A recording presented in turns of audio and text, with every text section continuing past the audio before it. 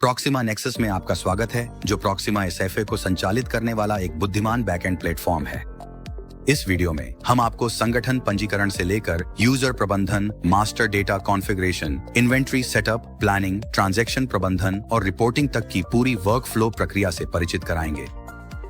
चलिए शुरू करते हैं। हम एक नया संगठन बनाकर शुरुआत करेंगे। अपना कंपनी नाम दर्ज करें, अपना देश और पसंदीदा भाषा चुनें।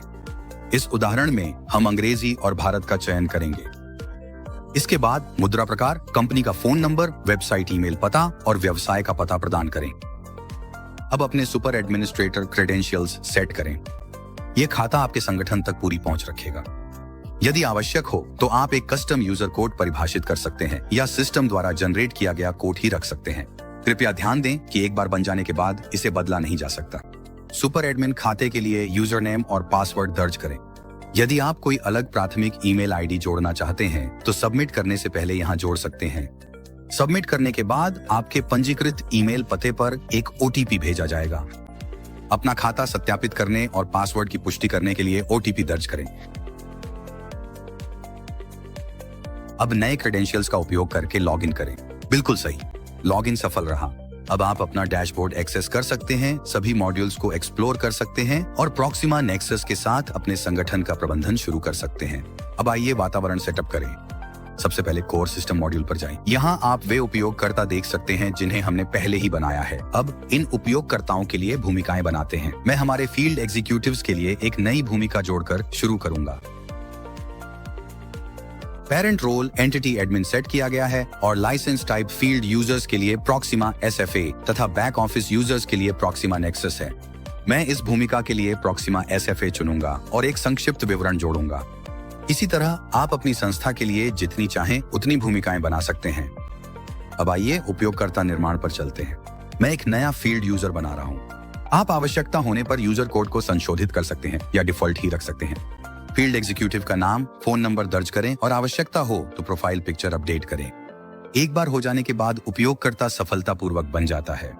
आइए एक और फील्ड यूजर जोड़ते हैं और फिर एक बैक ऑफिस यूजर भी बनाते हैं।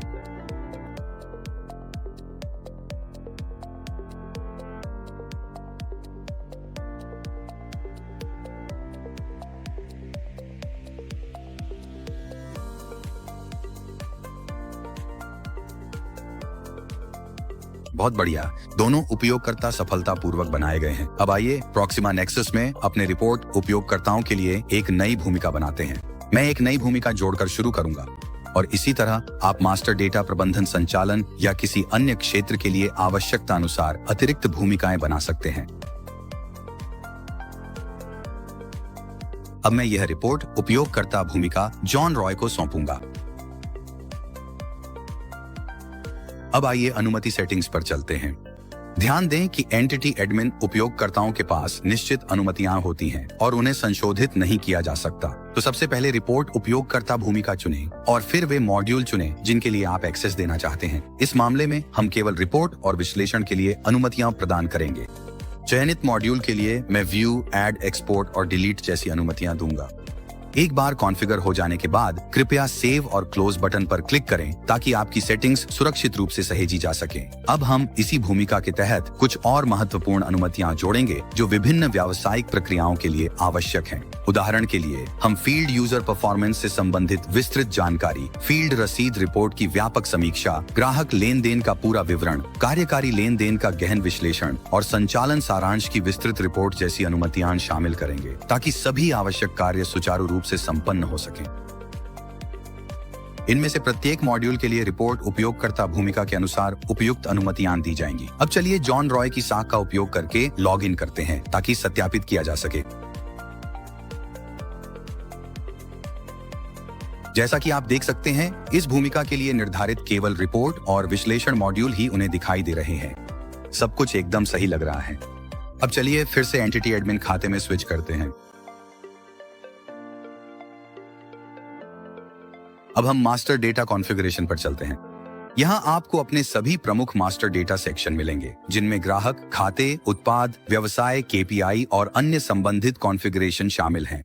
हम इनमें से प्रत्येक को एक एक करके विस्तार से देखेंगे। चलिए लुकअप्स से शुरू करते हैं। लुकअप मूल रूप से एक संदर्भ सूची होती है जिसका उपयोग विभिन्न मास्टर डेटा मॉड्यूल्स में ड्रॉप डाउन या पूर्व निर्धारित फील्ड्स को भरने के लिए किया जाता है।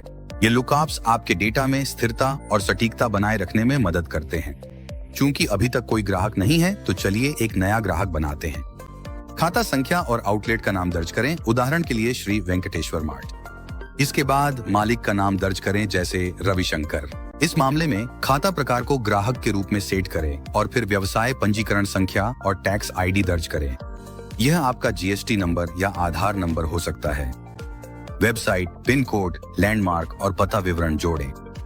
अब संपर्क जानकारी अनुभाग पर जाए। मुख्य संपर्क व्यक्ति, उनका फोन नंबर, मोबाइल नंबर और यदि आवश्यक हो तो वैकल्पिक और व्हाट्सएप नंबर निर्दिष्ट करें। ये फील्ड वैकल्पिक हैं, इसलिए आप आवश्यकता अनुसार इन्हें भर सकते हैं। आप संपर्क का ईमेल पता भी जोड़ सकते हैं। अगला कदम है व्यवसाय के समय निर्धारित करना, जैसे सुबह 8 बजे से रात 10 बजे तक और व्यवसाय के दिन तथा पसंदीदा डिलीवरी दिन चुनना। वित्तीय मापदंडों के लिए निवेश मूल्य, क्रेडिट सीमा दर्ज करें और सक्रियण तिथि आज की सेट करें। अब चलिए ट्रेड चैनल को कॉन्फ़िगर करते हैं। जब हम ट्रेड चैनल फील्ड खोलते हैं तो आप देखेंगे कि इसमें सिनेमा और स्कूल जैसे संदर्भ मान दिए गए हैं। ये मान सीधे लुकअप टेबल से लिए गए हैं। आप अपनी व्यावसायिक आवश्यकताओं के अनुसार इन मानों को संशोधित कर सकते हैं। यहाँ मैं ट्रेड चैनल के रूप में सिनेमा चुनूंगा और सब ट्रेड चैनल के रूप में सिनेमा लॉबी का चयन करूंगा। आप यहाँ उपलब्ध सब चैनलों को फिल्टर करके चुन भी सकते हैं। अब डिलीवरी प्लान चुनें। गांव, कस्बा, शहर, क्षेत्र जैसे दक्षिण भारत, राज्य और देश भारत निर्दिष्ट करें। अब आइए सेगमेंट्स को देखें। अगर आप सेगमेंट खोजते हैं तो आप देखेंगे कि यह आपके ग्राहक वर्गीकरण को दर्शाता है, जैसे ब्रॉन्ज, सिल्वर या डायमंड। यदि आवश्यक हो तो आप आसानी से नए सेगमेंट जोड़ सकते हैं। इस उदाहरण के लिए हम ब्रॉन्ज चुनेंगे। फिर बिजनेस यूनिट को फैशन और टाउन क्लास को मेट्रो के रूप में सेट करें। यदि आपके पास पहले से अक्षांश और देशांतर, लैटिट्यूड और लॉन्जिट्यूड डेटा है तो आप इसे यहाँ दर्ज कर सकते हैं या बाद में अपडेट कर सकते हैं। बिजनेस टाइप एक्सटेंशन को परिभाषित करें। पेमेंट साइकिल को 30 दिन के रूप में चुनें और यह निर्दिष्ट करें कि क्या खाते को ऑर्डर ब्लॉक किया जाना चाहिए। जब कोई खाता ब्लॉक हो जाता है तो सेल्स एग्जीक्यूटिव उस ग्राहक के लिए ऑर्डर नहीं डाल सकते या संपादित नहीं कर सकते। एक बार जब सभी विवरण भर दिए जाए तो सेव और क्लोज पर क्लिक करें। अब आपका ग्राहक रिकॉर्ड सिस्टम में सफलतापूर्वक बना दिया गया है। अब हम देख सकते हैं कि हमने जो डेटा पहले ही कस्टमर मास्टर में एक रिकॉर्ड के लिए जोड़ा है वह यहाँ उपलब्ध है। यह ग्राहकों को जोड़ने की मैन्युअल प्रक्रिया है। यदि आपको लोकेशन या अन्य विवरण अपडेट करने की आवश्यकता है तो बस रिकॉर्ड खोलें। आप सभी सत्यापित जानकारी देखेंगे और आप संपर्क विवरण भी जोड़ सकते हैं। उदाहरण के लिए चलिए एक संपर्क व्यक्ति जोड़ते हैं, अर्जुन शर्मा। फोन नंबर, वैकल्पिक नंबर यदि उपलब्ध हो, संपर्क ईमेल और पता दर्ज करें। फिर सेव और क्लोज पर क्लिक करें। अब आप देखेंगे कि इस आउटलेट के लिए संपर्क व्यक्ति सफलतापूर्वक जोड़ दिया गया है। अगला, यदि ग्राहक का स्थान गायब है तो आप उसे मानचित्र पर सही स्थान पर रख सकते हैं और लोकेशन अपडेट कर सकते हैं। यह चरण अनिवार्य है क्योंकि सटीक लोकेशन डेटा रूट मैपिंग के लिए बहुत महत्वपूर्ण है। एक बार सेव करने के बाद सिस्टम लैटिट्यूड और लॉन्गिट्यूड अपडेट कर देगा। ये लोकेशन अपडेट ये सुनिश्चित करता है कि ग्राहक रूटिंग प्लान में दिखाई दे। इसके अतिरिक्त ग्राहक प्रोफाइल को बाद में मोबाइल ऐप के माध्यम से भी अपडेट किया जा सकता है। सिस्टम में बाकी सभी जानकारी संदर्भ के लिए यहाँ उपलब्ध रहती है। ठीक है, अब तक हमने देखा कि ग्राहक को मैन्युअली जोड़ने पर और जो जानकारी जोड़ी गई है वह सब यहाँ मौजूद है और हम ये सभी विवरण यहाँ देख सकते हैं, है ना? अगला कदम है एक बार में एक ग्राहक जोड़ना। ये एक समय लेने वाली प्रक्रिया बन जाती है, इसलिए हम इंपोर्टिंग का विकल्प चुन सकते हैं। आपको करना यह है कि यहाँ से इस टेम्पलेट को डाउनलोड करें और फिर देखें कि हमें इसमें क्या बदलाव करने हैं। आप इसे डाउनलोड करके खोल सकते हैं। आपको इसमें ऐसे फील्ड्स दिखेंगे जैसे अकाउंट नंबर, अकाउंट नाम, business registration number, tax identification number आदि। ये सभी फील्ड्स वही हैं जो हमने फॉर्म में देखे थे। ड्रॉप डाउन वैल्यूज जैसे ट्रेड चैनल, सब ट्रेड चैनल आदि लुकअप सेक्शन से आती हैं। उदाहरण के लिए अगर आपके पास पहले से ही एक फील्ड है जिसका नाम अकाउंट टाइप है तो लुकअप अकाउंट टाइप पर जाएं और लुकअप कोड देखें। अगर कस्टमर है तो उसका लुकअप कोड शायद HTTPL हो सकता है। आप उस लुकअप कोड को अपनी इंपोर्ट फाइल के संबंधित कॉलम में जोड़ सकते हैं। इसी तरह पेमेंट साइकिल के लिए भी आप लुकअप में जाकर बिलिंग से 30 दिन के कोड को देख सकते हैं। आइए एक एक करके चलते हैं। Customer name, account name, outlet name, business registration number, संबंधित फील्ड टैक्स आइडेंटिफिकेशन नंबर, संबंधित field owner name, contact person और सभी संपर्क विवरण एक ही पैटर्न का पालन करते हैं, लैटिट्यूड और लॉन्गिट्यूड भी। अगर आपके पास ये जानकारी है तो आप इन्हें जोड़ सकते हैं, अन्यथा इन्हें अनदेखा कर दें। बिजनेस डेज और delivery days check box type fields हैं। क्रेडिट लिमिट और डिपॉजिट अमाउंट फील्ड्स अपने अपने कॉलम्स से मेल खाते हैं। अकाउंट टाइप, उदाहरण के लिए कस्टमर पेमेंट साइकिल बिलिंग से संबंधित 30 दिन की अवधि। डिलीवरी प्लान, आप कोड्स देख सकते हैं जैसे 304 या 305 जो विभिन्न प्रकार की डिलीवरी योजनाओं को दर्शाते हैं। देश की राशि, उदाहरण के लिए इंडिया कोड 075 जो भारत देश के लिए एक विशिष्ट पहचान कोड है। राज्य और क्षेत्र जैसे साउथ इंडिया जो भारत के दक्षिणी भाग को संदर्भित करता है। सेगमेंट ब्रॉन्ज या सिल्वर जो ग्राहकों के विभिन्न स्तरों या श्रेणियों को इंगित करता है। बिजनेस यूनिट जैसे फैशन टाउन जो एक विशिष्ट व्यावसायिक इकाई का नाम है। क्लास मेट्रो जो एक विशेष प्रकार के ग्राहक या बाजार वर्ग को दर्शाता है। ट्रेड चैनल, सिनेमा कोड 190 जो सिनेमा के माध्यम से व्यापार चैनल को पहचानता है। बिजनेस टाइप एक्सटेंशन 237 या 238 जो व्यापार के प्रकार के अतिरिक्त विवरण प्रदान करते हैं। इन सभी विवरणों को भरने के बाद आप फाइल को इंपोर्ट कर सकते हैं, ब्राउज करें और अपलोड करें। सिस्टम डेटा को अपने आप पहचान लेगा। पुष्टि करने के बाद इंपोर्ट पर क्लिक करें। सफलतापूर्वक इंपोर्ट होने के बाद आप सभी कस्टमर डेटा को सूची में देख सकते हैं। अगर कुछ आउटलेट्स के पास लोकेशन डेटा नहीं है तो आप AI पावर्ड अपडेट विकल्प का उपयोग करके उन्हें अपने आप भर सकते हैं। गायब आउटलेट्स को चुनें और अपडेट सिलेक्टेड पर क्लिक करें। यह प्रक्रिया करेगा और उनके पते के आधार पर उन्हें मैप पर चिह्नित कर देगा। अब सभी ग्राहक दिखाई दे रहे हैं, सही तरीके से अपडेट हो चुके हैं और रूट प्लानिंग के लिए तैयार हैं। अब जब हमने ग्राहकों को जोड़ लिया है तो चलिए प्रोडक्ट्स जोड़ने की ओर बढ़ते हैं। प्रोडक्ट सेक्शन में जाएं। चूंकि अभी तक कोई प्रोडक्ट नहीं है इसलिए ऐड पर क्लिक करें। कोई प्रोडक्ट जोड़ने से पहले फील्ड्स को समझना जरूरी है। प्रोडक्ट कोड को बदला जा सकता है या डिफॉल्ट के रूप में छोड़ा जा सकता है। प्रोडक्ट का नाम, श्रेणी और ब्रांड ये लुकअप टेबल से आते हैं, इसलिए आप अपनी सुविधा के अनुसार वैल्यू चुन सकते हैं या जोड़ सकते हैं। फिलहाल प्रोडक्ट कैटेगरी के तहत हमारे पास अभी भी मिक्स्ड प्रोडक्ट है। अगर जरूरत हो तो आप और भी कैटेगरी जोड़ सकते हैं।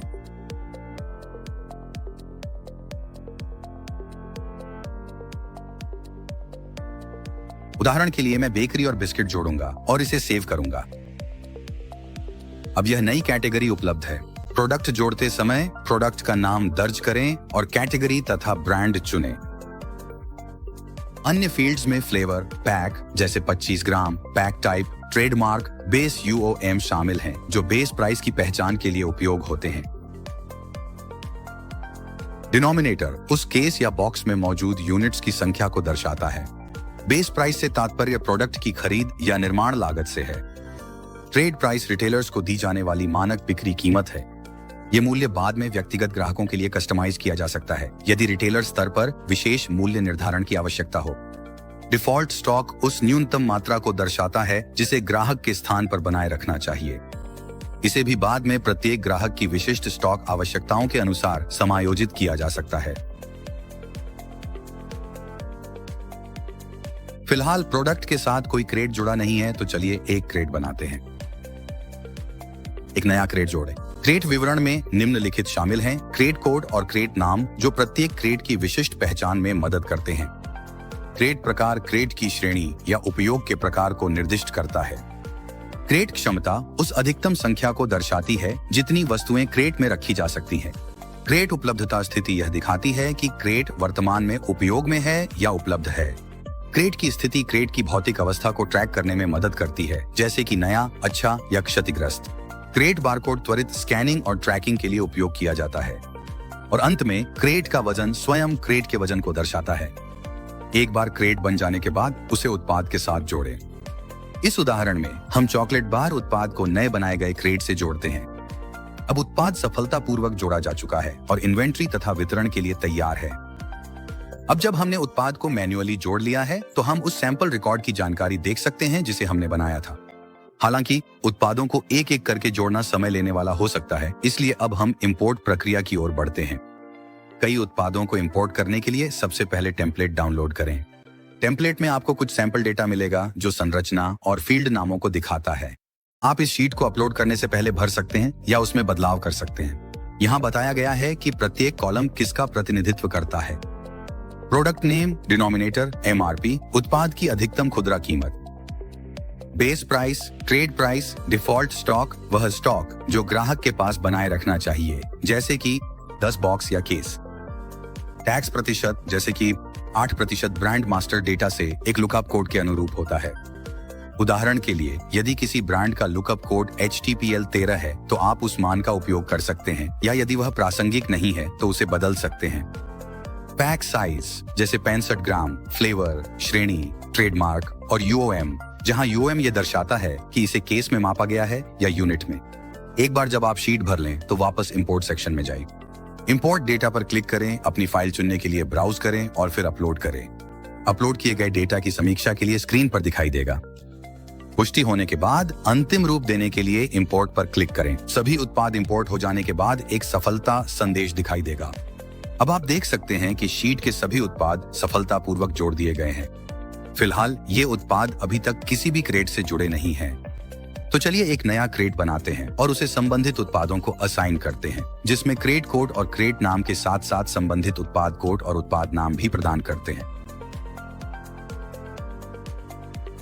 इसके साथ ही उत्पाद इंपोर्ट और क्रेट एसोसिएशन की प्रक्रिया पूरी हो जाती है।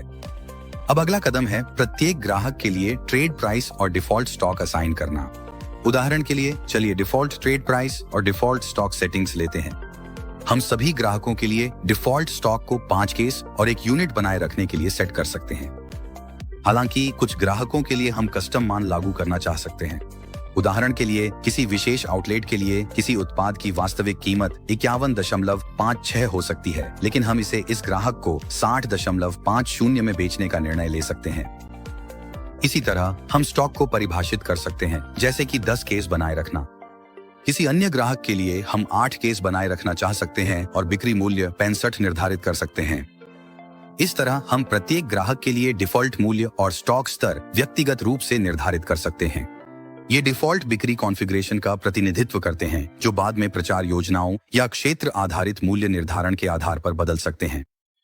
तो जब सेल्स एग्जीक्यूटिव काउंटर पर नए ऑर्डर देते हैं तो पूर्व निर्धारित मूल्य और स्टॉक कॉन्फ़िगरेशन प्रत्येक ग्राहक के लिए स्वचालित रूप से दिखाई देंगे, जिससे फील्ड में अब उत्पाद निर्माण प्रक्रिया पूरी होने के बाद एकरूपता और सटीकता सुनिश्चित होगी। अब आइए POSM सामग्री प्रबंधन की ओर बढ़ते हैं, यानी पॉइंट ऑफ सेल सामग्री, जो हमारे व्यापार संचालन में उपयोग की जाती है। इस अनुभाग में हम फील्ड गतिविधियों या स्टोर डिस्प्ले में उपयोग की जाने वाली सभी POSM वस्तुओं को जोड़ेंगे और प्रबंधित करेंगे। शुरू करने के लिए POSM सामग्री का नाम दर्ज करें। यदि आपका व्यवसाय कोई पॉइंट ऑफ सेल सामग्री प्रबंधित करता है तो आप उन्हें यहाँ सूचीबद्ध कर सकते हैं। इसके बाद स्कैन कोड प्रकार चुनें, इस मामले में QR कोड। POSM प्रकार चुनें जो लुकअप मास्टर से जुड़ा हुआ है। आप लुकअप सूची में POSM प्रकार जोड़ या संशोधित कर सकते हैं और वे यहाँ स्वचालित रूप से दिखाई देंगे। निर्माता का नाम और निर्माण तिथि निर्दिष्ट करें। आप या तो कैलेंडर से तिथि चुन सकते हैं या सीधे टाइप कर सकते हैं। फिर वॉल्यूम की माप सेट करें, जैसे कि टनरी, और रखी गई इकाइयों या वस्तुओं की संख्या, जैसे कि 500। इसके बाद निम्नलिखित विवरण भरें। उपकरण की लागत और रखरखाव लागत, ऊंचाई सेंटीमीटर में, चौड़ाई, वजन किलोग्राम में, उदाहरण के लिए 5 किलोग्राम। वारंटी अवधि के लिए उपयुक्त भविष्य की तिथि चुनें। स्थिति, जैसे नया या यदि पहले से उपयोग में है तो अच्छा। यदि आपके पास कोई सहायक छवियां हैं तो आप संदर्भ के लिए POSM सामग्री की तस्वीरें अपलोड कर सकते हैं। सभी विवरण दर्ज करने के बाद सेव और क्लोज पर क्लिक करें। अब आप ग्रिड में POSM सामग्री की जानकारी देख सकते हैं, जिसमें अपलोड की गई छवि भी स्पष्ट रूप से प्रदर्शित होती है। आइए कुछ और POSM सामग्री जोड़ते हैं, और अब हमने सफलतापूर्वक सभी सामग्री जोड़ ली है। अब चलिए उस POSM अभियान को बनाना शुरू करते हैं, जिसे हमने पहले मास्टर डेटा सेटअप के दौरान छोड़ दिया था। क्रिएट न्यू कैंपेन पर क्लिक करें और अभियान का नाम दर्ज करके शुरू करें, जैसे कि समर प्रमोशन या फेस्टिव डिस्प्ले ड्राइव। इसके बाद प्रारंभ तिथि आज की रखें और समाप्ति तिथि इस महीने का अंतिम दिन चुनें। एक बार यह हो जाने के बाद सेव पर क्लिक करें। अब चलिए इस अभियान से जुड़ी सामग्री जोड़ते हैं। सूची से एक सामग्री चुनें, उपलब्ध मात्रा दर्ज करें जैसे 20 पीस और यूएम को पीस के रूप में चुनें। यदि आवश्यक हो तो आप इन्हीं चरणों को दोहराकर कई सामग्री भी जोड़ सकते हैं। एक बार सब कुछ सेट हो जाने के बाद अभियान सफलतापूर्वक बना लिया गया है। यह POSM अभियान अब अपने आप फील्ड डिवाइस पर दिखाई देगा, जिससे उपयोगकर्ता सीधे अपने मोबाइल ऐप से POSM ऑर्डर देख और ले सकेंगे। अब चलिए उन ट्रकों या वाहनों को बनाना सीखते हैं जो प्रत्येक डिपो या फैक्ट्री से जुड़े होते हैं। शुरू करने के लिए क्रिएट न्यू व्हीकल पर क्लिक करें और वाहन नंबर दर्ज करें। उदाहरण के लिए अपने पंजीकृत ट्रक या वैन का नंबर। इसके बाद वाहन का प्रकार चुनें, जैसे कंटेनर, मिनी ट्रक या आपकी लॉजिस्टिक्स फ्लीट के अनुसार कोई अन्य श्रेणी। इस उदाहरण में हम मिनी ट्रक का चयन करेंगे। आप अतिरिक्त विवरण भी भर सकते हैं, जैसे मॉडल का नाम और निर्माता। ये फील्ड्स वैकल्पिक हैं, लेकिन अगर आपके पास जानकारी उपलब्ध है तो इन्हें शामिल करना एक अच्छी प्रैक्टिस है। अंत में रिकॉर्ड रखने और पहचान के लिए चेसिस नंबर और इंजन नंबर दर्ज करें।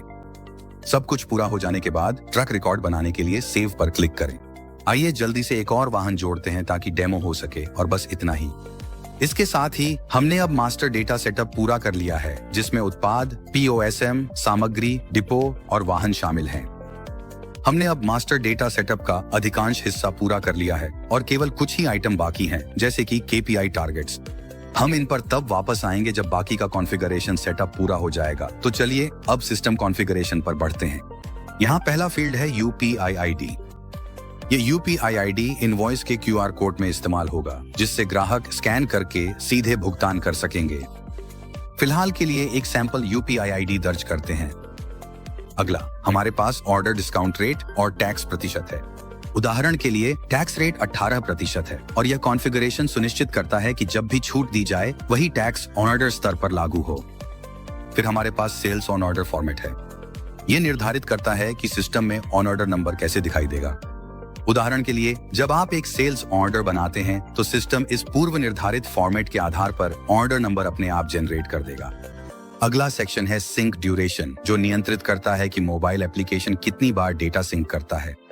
डिफॉल्ट रूप से ये 1 मिनट पर सेट होता है। इसके नीचे हमारे पास अकाउंट टाइप और बैंक डिटेल्स हैं, जो इनवॉइस पर दिखाई देंगी। भुगतान के लिए आप यहाँ बैंक का नाम, खाता संख्या, शाखा और खाता धारक का नाम भर सकते हैं। एक बार जब सारी जानकारी दर्ज कर दी जाए तो सेव और क्लोज पर क्लिक करें। इससे सिस्टम कॉन्फ़िगरेशन सेटअप पूरा हो जाता है। अब आइए ऑन ऑर्गेनाइजेशन यूनिट को कॉन्फ़िगर करें। नई ऑर्गेनाइजेशन यूनिट बनाने के लिए ऐड न्यू पर क्लिक करें। ऑर्गेनाइजेशन यूनिट का नाम दर्ज करें।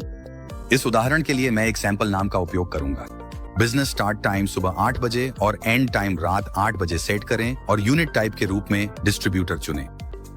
इसके बाद संपर्क व्यक्ति का नाम, जिला या क्षेत्र, राज्य कार्यालय और पिन कोड जैसी जानकारी भरें। अगर आपकी ऑर्गेनाइजेशन में कई यूनिट्स हैं, तो आप इसी प्रक्रिया का उपयोग करके अतिरिक्त यूनिट्स बना सकते हैं। फिलहाल हम इस एकल यूनिट सेटअप के साथ आगे बढ़ेंगे। अब आइए एक डिपो बनाते हैं। डिपो का नाम दर्ज करें। इस उदाहरण के लिए मैं एक सैंपल नाम का उपयोग कर रहा हूं। इसके बाद उस ऑर्गेनाइजेशन का नाम चुनें जो इस डिपो से जुड़ा है। फिर डिपो का पता, शहर और राज्य दर्ज करें। उदाहरण के लिए तमिलनाडु। यदि आवश्यकता हो तो आप इसी तरह से अतिरिक्त डिपो भी बना सकते हैं। बस इतना ही। डिपो सेटअप अब पूरा हो गया है।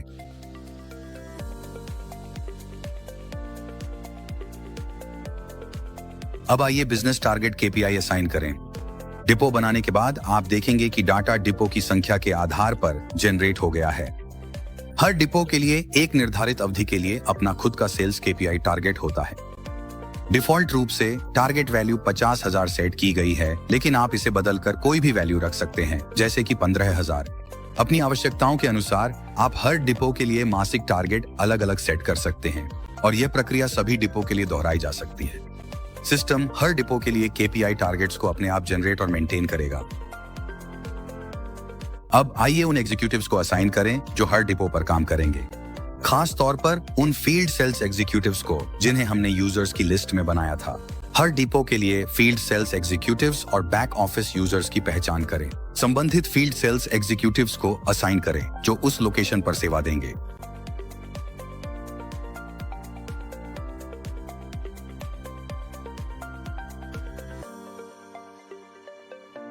अब उन वाहनों को असाइन करें जो हर डिपो से ऑपरेट करेंगे। आप एक वाहन को किसी डिपो में असाइन कर सकते हैं और आवश्यकता होने पर एक ही डिपो में कई वाहन भी असाइन किए जा सकते हैं। उदाहरण के लिए हम एक ही डिपो में 2 वाहन असाइन कर सकते हैं ताकि संचालन कुशलता से हो सके। इस तरह दोनों एग्जीक्यूटिव्स और वाहन डिपो से जुड़े रहते हैं, जिससे फील्ड ऑपरेशंस सुचारू रूप से चलते हैं।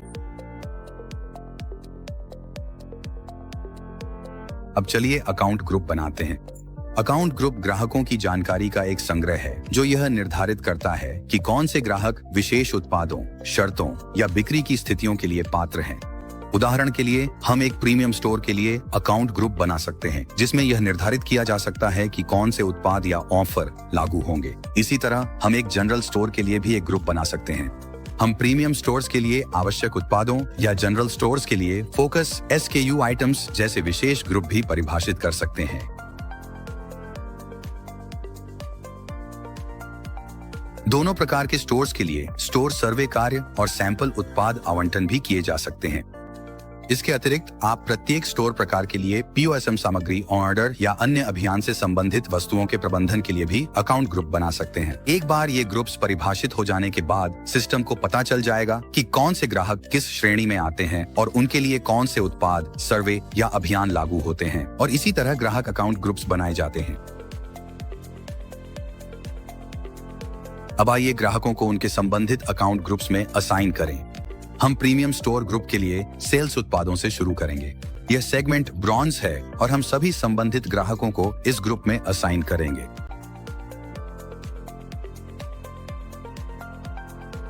इसी तरह हम नॉन प्रीमियम उत्पादों के लिए सिल्वर सेगमेंट का उपयोग करके जनरल स्टोर के ग्राहकों को असाइन करते हैं। इसके साथ हमारे पास प्रीमियम स्टोर और जनरल स्टोर के ग्राहक सेल्स उत्पादों के लिए असाइन हो गए हैं।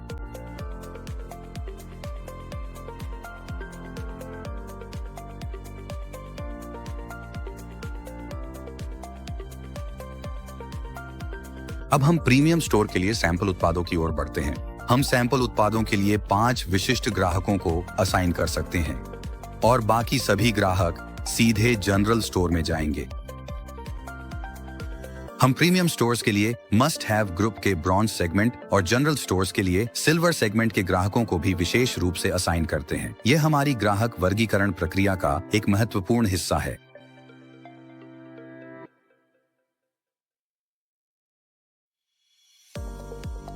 फोकस SKU के लिए हमारे सभी मूल्यवान ग्राहकों को प्रीमियम स्टोर और जनरल स्टोर के बीच सावधानी पूर्वक विभाजित किया जाता है और शेष सभी ग्राहकों को उनकी खरीदारी की आदतों और प्राथमिकताओं के आधार पर उपयुक्त रूप से और कुशलता से संबंधित श्रेणियों में असाइन किया जाता है।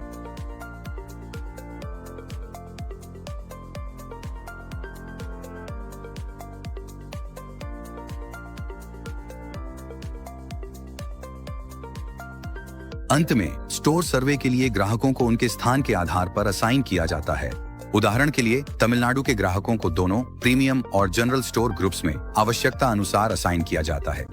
इसके साथ अब सभी ग्राहकों को उनके संबंधित समूहों के लिए सफलतापूर्वक कॉन्फ़िगर कर दिया गया है। अब आइए प्रोडक्ट ग्रुप बनाते हैं। शुरुआत में प्रोडक्ट ग्रुप का नाम दें। उदाहरण के लिए हम पेय पदार्थों के लिए एक ग्रुप बनाएंगे जिसमें सभी प्रकार के पेय उत्पाद शामिल होंगे।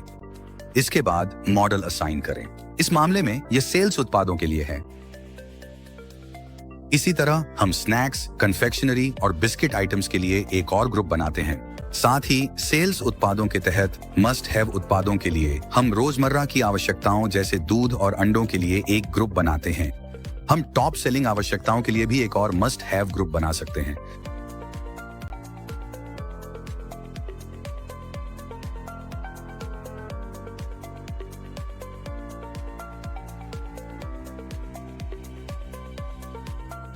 इसके अलावा एक फोकस SKU समूह और एक मौसमी समूह बनाएं, जैसे कि बिक्री के तहत गर्मियों के उत्पाद।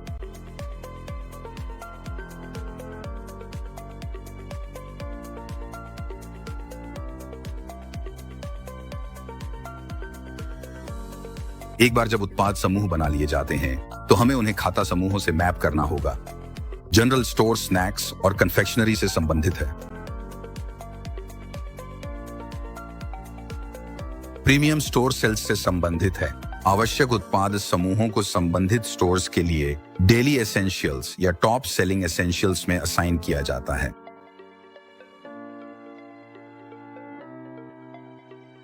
फोकस SKU को विशेष रूप से जनरल स्टोर से मैप किया गया है और सैंपल उत्पादों को दोनों जनरल और प्रीमियम स्टोर्स में सफलतापूर्वक असाइन किया गया है। यह सुनिश्चित करता है कि सभी आवश्यक उत्पाद सही स्थानों पर उपलब्ध हों। अब प्रत्येक समूह के लिए सैंपल उत्पाद असाइन करें।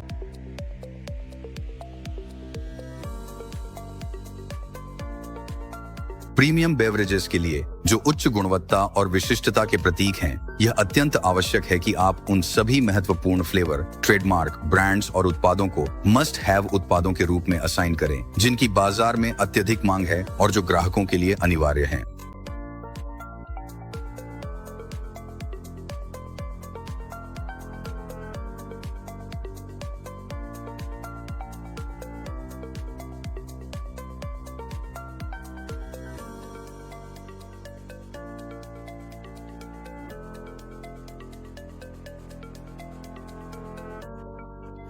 नमूना उत्पादों के लिए आप विभिन्न प्रकार की वस्तुएं असाइन कर सकते हैं, जैसे कि स्वादिष्ट स्नैक्स, मीठी कन्फेक्शनरी और ताजा करने वाले बेवरेजेस। यह सुनिश्चित करें कि आप इन वस्तुओं को विशिष्ट ग्राहक समूहों के लिए लागू करें, जैसे कि बच्चों के लिए विशेष उत्पाद या वयस्कों के लिए प्रीमियम विकल्प। इस प्रक्रिया में आपको यह ध्यान रखना होगा कि प्रत्येक उत्पाद सही ग्राहक वर्ग तक पहुंचे।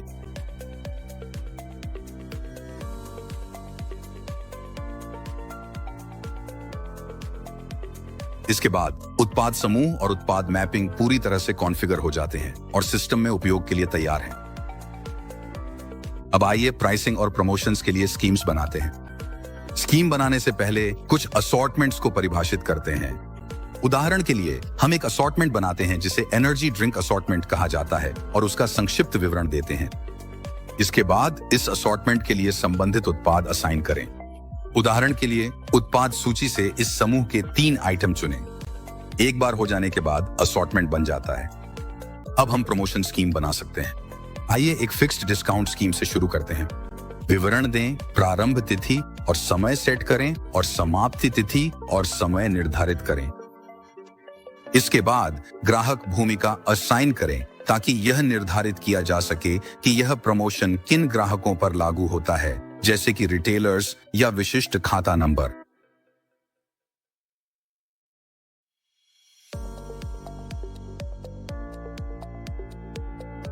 प्रोडक्ट भूमिका के लिए इस स्कीम से संबंधित उपयुक्त असॉर्टमेंट या ब्रांड चुनें।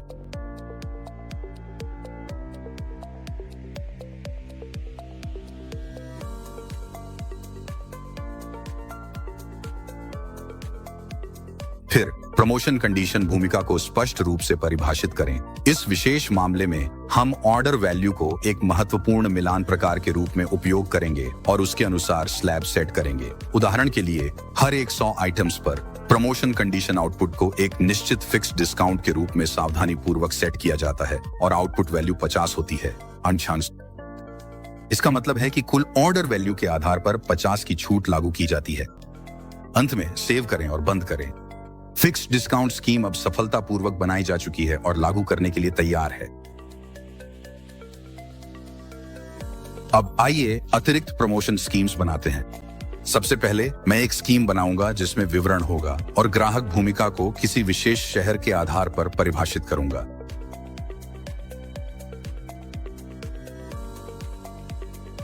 प्रोडक्ट भूमिका के लिए मैं एक असॉर्टमेंट ग्रुप और एक विशिष्ट ब्रांड चुनता हूं।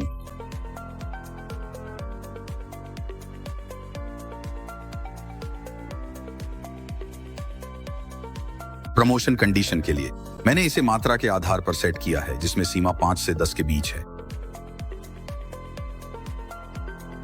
इस मामले में प्रमोशन का आउटपुट एक फ्री प्रोडक्ट है। उदाहरण के लिए जब खरीदारी स्लैब मानदंडों को पूरा करती है तो सिस्टम एक विशेष उत्पाद की 2 यूनिट्स जैसे फ्री आइटम देगा। अब मैं 1% छूट स्कीम बनाऊंगा। यहां ग्राहक भूमिका दक्षिण भारत क्षेत्र स्तर पर परिभाषित की गई है। प्रोडक्ट भूमिका को श्रेणी और विशिष्ट उत्पादों के लिए सेट किया गया है।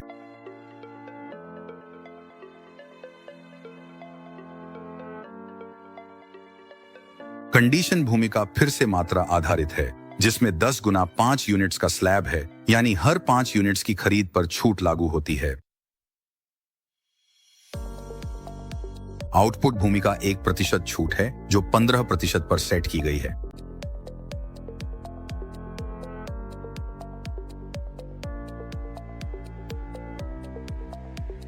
अब हमने 3 प्रमोशन स्कीम्स कॉन्फ़िगर कर ली है, एक फिक्स डिस्काउंट, एक फ्री प्रोडक्ट और 1% छूट।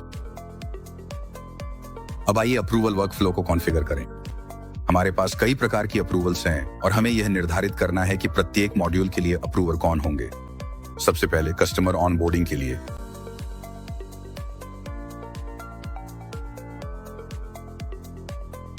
प्रीमियम ग्राहकों के लिए लेवल 1 के लिए अप्रूवर हैं एंटिटी एडमिन और लेवल 2 के लिए रिपोर्ट यूजर्स।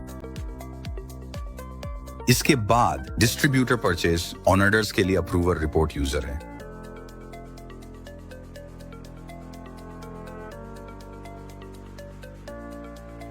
लीव अप्रूवल के लिए अप्रूवर रिपोर्ट यूजर या एक्सपेंस अप्रूवल है।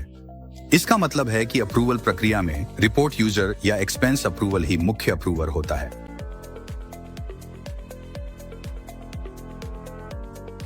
अप्रूवर लेवल 1 के लिए एंटिटी एडमिन और लेवल 2 के लिए रिपोर्ट यूजर्स हैं।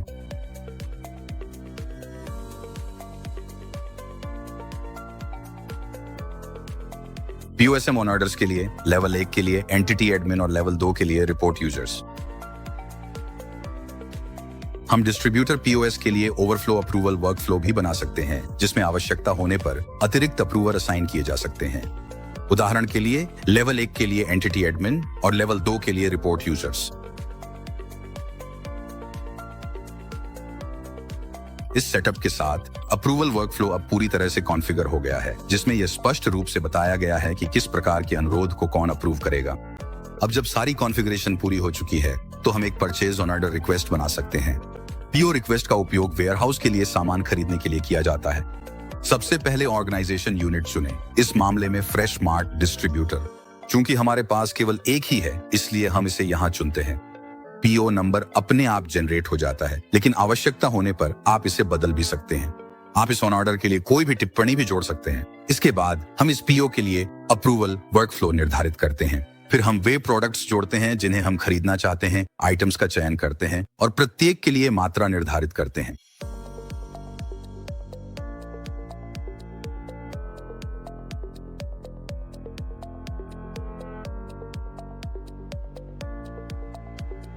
सिस्टम प्रोडक्ट कॉन्फ़िगरेशन के आधार पर डिफॉल्ट केस और यूनिट्स अपने आप लागू कर देता है। मूल्य की गणना अपने आप हो जाती है और यदि कोई निर्माता छूट है तो आप उसे यहां दर्ज कर सकते हैं। सभी विवरण जोड़ने के बाद सेव और क्लोज पर क्लिक करें। अब पीओ की स्थिति पेंडिंग होगी। पीओ को अप्रूव करने के लिए नामित entity admin workflow approval purchase on orders section में जा सकते हैं। पेंडिंग रिक्वेस्ट्स यहां दिखाई देंगी और एडमिन केवल अप्रूवल के बाद ही उन्हें स्वीकृत कर सकते हैं, तभी पीओ सिस्टम में आगे बढ़ेगा। अब चलिए रिपोर्ट यूजर को अप्रूवल संभालने के लिए कॉन्फ़िगर करते हैं। रिपोर्ट यूजर को अप्रूवल्स तक पहुंचने से पहले हमें उपयुक्त मॉड्यूल परमिशन असाइन करनी होंगी। विशेष रूप से इन्वेंटरी के तहत परचेज ऑर्डर और संबंधित अप्रूवल मॉड्यूल्स की परमिशन रोल एक्सेस में जाती है। फिलहाल यूजर के पास सीमित परमिशन है, इसीलिए हमें और जोड़नी होंगी। इन्वेंटरी मॉड्यूल में एक नया असाइनमेंट बनाएं और रिपोर्ट यूजर को असाइन करें। रोल असाइन परमिशन में व्यू और एक्सपोर्ट एक्सेस सेट करें। आपको purchase order approval, POSM approval, customer onboarding approval, expense approval और लीव अप्रूवल जैसे विभिन्न प्रकार के अप्रूवल्स के लिए अप्रूवल परमिशन असाइन करनी होगी। परचेज ऑर्डर अप्रूवल के लिए यह सुनिश्चित करें कि संबंधित विभाग के कर्मचारी खरीद के आदेशों को मंजूरी देने के लिए अधिकृत हैं। पीओएसएम अप्रूवल के लिए मार्केटिंग सामग्री और प्रचार गतिविधियों की स्वीकृति के लिए आवश्यक परमिशन निर्धारित करें। कस्टमर ऑनबोर्डिंग अप्रूवल के लिए नए ग्राहकों को सिस्टम में जोड़ने और उनकी जानकारी को सत्यापित करने के लिए आवश्यक परमिशन असाइन करें। एक्सपेंस अप्रूवल के लिए कर्मचारियों द्वारा प्रस्तुत खर्चों को मंजूरी देने के लिए उचित परमिशन सेट करें। लीव अप्रूवल के लिए कर्मचारियों की छुट्टियों और अनुपस्थिति को मंजूरी देने के लिए परमिशन कॉन्फ़िगर करें। एक बार ये परमिशन कॉन्फ़िगर हो जाएं, तो रिपोर्ट यूजर से लॉग इन करें। अब इस यूजर के पास आवश्यकता अनुसार व्यू, एक्सपोर्ट और रिक्वेस्ट अप्रूव करने की सही एक्सेस है। अब आप रिपोर्ट यूजर से लॉग इन कर सकते हैं और इन्वेंट्री में जा सकते हैं। यहाँ आप वह परचेज ऑन ऑर्डर देखेंगे जो बनाया गया था और अभी अप्रूवल के लिए पेंडिंग है। परचेज ऑर्डर देखें, ऑन ऑर्डर पर क्लिक करें ताकि आप सभी विवरण देख सकें जिनमें क्वांटिटी, प्रोडक्ट्स और अन्य जानकारी शामिल है। ऑन ऑर्डर को अप्रूव करें। अप्रूवल सेक्शन में जाएं और रिक्वेस्ट को अप्रूव करें। एक बार अप्रूव हो जाने के बाद ऑन ऑर्डर अगले चरण में चला जाता है। अगर जरूरत हो तो वापस किसी अन्य यूजर पर स्विच करें। शुरू में जब तक परचेज ऑन ऑर्डर पूरी तरह अप्रूव नहीं हो जाता, आप आइटम्स नहीं देख सकते। अप्रूवल सेक्शन में जाएं और रिक्वेस्ट को अप्रूव करें।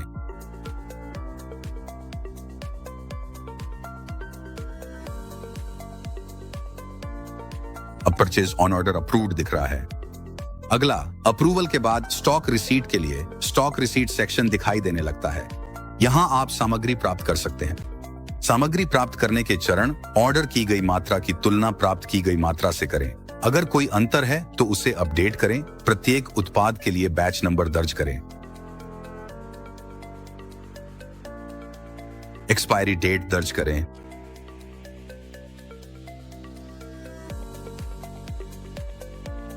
उस डिपो का चयन करें जो सामग्री प्राप्त कर रहा है। डिलीवरी के साथ शामिल किसी भी फ्री गुड्स को जोड़ें और उनकी मात्रा बताएं। अगर जरूरत हो तो कोई अतिरिक्त टिप्पणी जोड़ें। सभी विवरण भरने के बाद सेव और क्लोज पर क्लिक करें। अब आइटम्स सफलतापूर्वक सिस्टम में प्राप्त हो गए हैं। अब हम स्टॉक वैल्यू को सत्यापित और अपडेट करने जा रहे हैं। कुछ पहले के मान गलत थे, इसलिए मैंने खरीद आदेश अनुरोध को सही मानों के साथ अपडेट किया। इसमें प्रत्येक उत्पाद के लिए कुल राशि और प्राप्त राशि शामिल है। हम प्राप्त की गई मात्रा की पुष्टि करते हैं। Stock overview. सभी प्राप्त की गई मात्राएं स्टॉक ओवरव्यू सेक्शन में दिखाई देती हैं। प्रोडक्ट की कुल 1,02,650 यूनिट्स प्राप्त हुई और अब सारा स्टॉक पूरी तरह से उपलब्ध है। उपलब्ध स्टॉक के अंतर्गत आप इस स्टॉक को डिपो या फिर ट्रक के अनुसार आसानी से फिल्टर कर सकते हैं। डिपो में स्टॉक जोड़ने के लिए दो विकल्प हैं। पहला विकल्प है खरीद अनुरोध के माध्यम से, जो अनुमोदन वर्कफ्लो का पालन करता है। दूसरा विकल्प है मैन्युअल इन्वेंट्री एंट्री, जो आपके प्रारंभिक इन्वेंट्री सेटअप के लिए या जब आप खरीद आदेश और अनुमोदन प्रक्रिया को छोड़ना चाहते हैं तब आदर्श है। अब आइए मैन्युअल इन्वेंट्री प्रक्रिया को समझते हैं।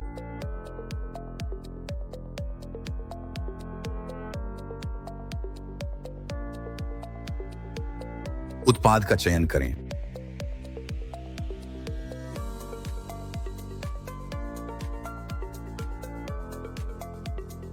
भौतिक स्टॉक मात्रा दर्ज करें। हर बैच नंबर और समाप्ति तिथि निर्दिष्ट करें।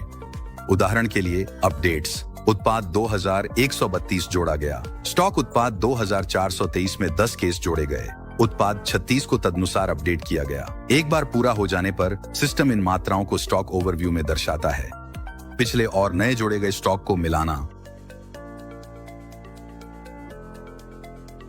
अब हम देख सकते हैं कि स्टॉक के केस और यूनिट्स संगठन स्तर पर कैसे जोड़े जाते हैं।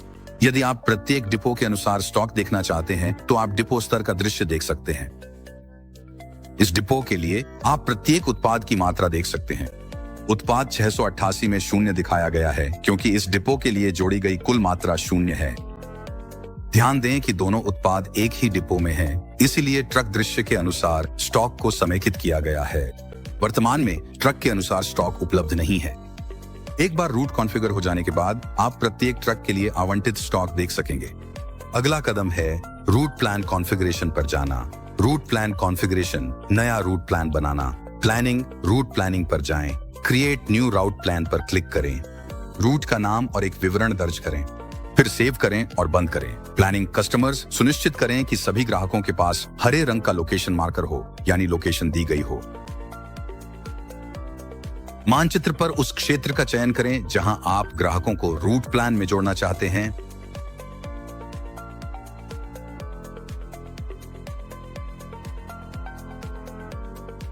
गैस्तिस्वराम क्षेत्र में 9 ग्राहक पहचाने गए हैं।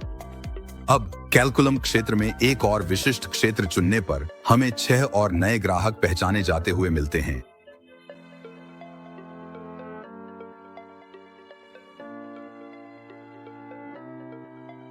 भी ग्राहक नहीं मिला। एक और क्षेत्र जोड़ने पर ये सभी ग्राहक पहचान उनके स्थान पर चिह्नित अक्षांश और देशांतर के आधार पर की जाती है। थोवाली क्षेत्र में कोई भी ग्राहक नहीं पहचाना गया है। अंत में विला वानकोट क्षेत्र का चयन करने पर यहां भी 9 ग्राहक पहचाने गए हैं। अंततः 24 ग्राहक शामिल किए गए हैं। यदि इस रूट के लिए कोई ग्राहक आवश्यक नहीं है तो उसे अनदेखा करने का विकल्प उपलब्ध है।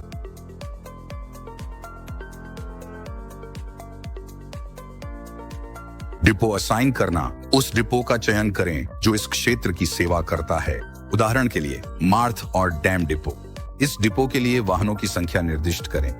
प्रत्येक ग्राहक के लिए सेवा समय और कुल कार्य मिनट सेट करें।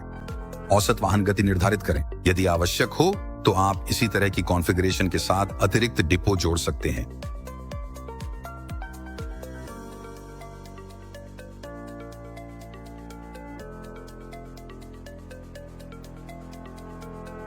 कॉन्फ़िगरेशन ऑप्टिमाइजेशन सहेजें। स्टार्ट ऑप्टिमाइजेशन पर क्लिक करें। प्रक्रिया पूरी होने तक प्रतीक्षा करें।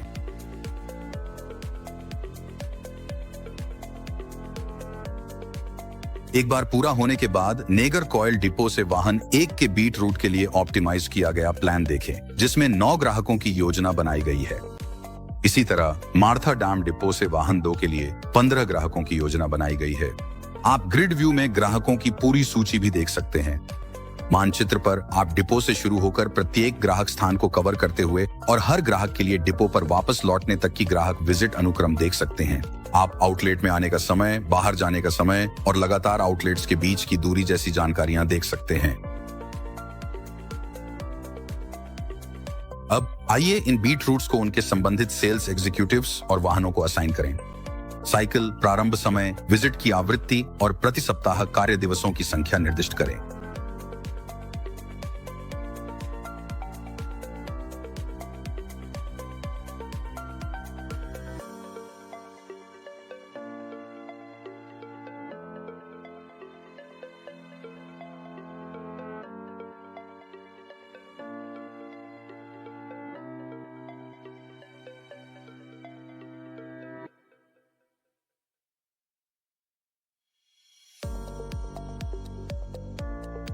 एक बार हो जाने पर सेव पर क्लिक करें और ये सभी बीट रूट्स फील्ड एग्जीक्यूटिव्स द्वारा उनके कस्टमर जर्नी प्लान के हिस्से के रूप में उपयोग के लिए तैयार हो जाएंगे।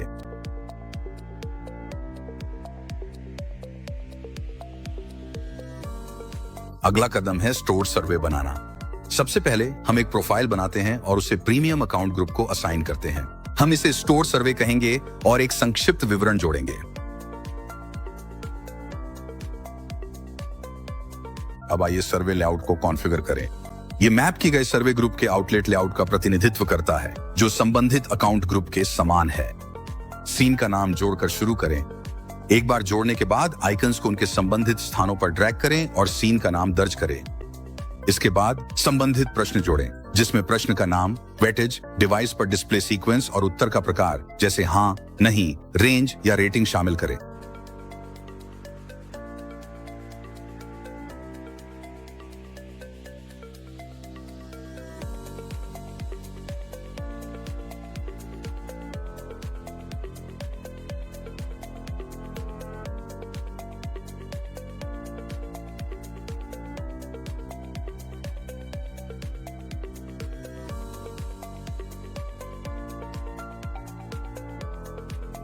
सभी प्रश्नों को कॉन्फ़िगर करने के बाद प्रत्येक प्रश्न के लिए संभावित उत्तर और उनके संबंधित वेटेज को परिभाषित करें। सिस्टम द्वारा जोड़े गए उत्तरों को कॉन्फ़िगर करना या समीक्षा करना अनिवार्य है।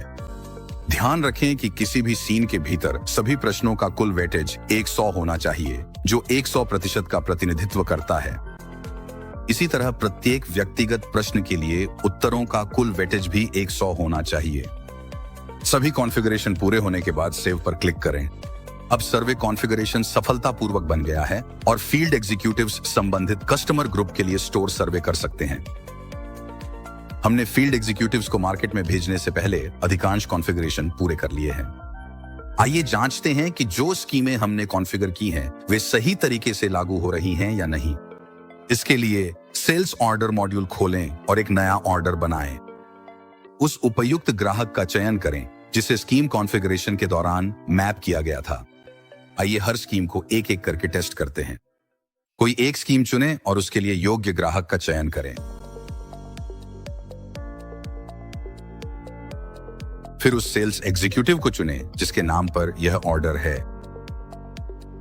अब उन उत्पादों को जोड़ें जो उसी स्कीम के अंतर्गत आते हैं।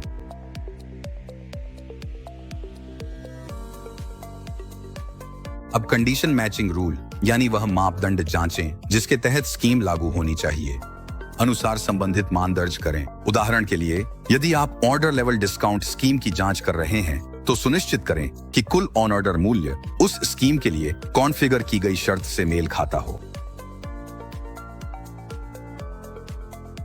इसके बाद प्राइस कैलकुलेशन पर क्लिक करें ताकि लागू की गई स्कीमें और संबंधित छूट देख सकें। इसी तरह आप हर स्कीम को एक एक करके जांच सकते हैं ताकि यह सुनिश्चित हो सके कि सब कुछ कॉन्फ़िगरेशन के अनुसार काम कर रहा है। स्कीम कॉन्फ़िगरेशन को वेरीफाई करने के लिए ऑर्डर को सेव करना अनिवार्य नहीं है। हालांकि यहाँ मैं ऑर्डर को सेव कर रहा हूँ प्रॉक्सिमा नेक्सस से पूरी ऑन ऑर्डर लेने की प्रक्रिया को डेमोन्स्ट्रेट करने के लिए। सभी संबंधित विवरण भरें और सेव पर क्लिक करें।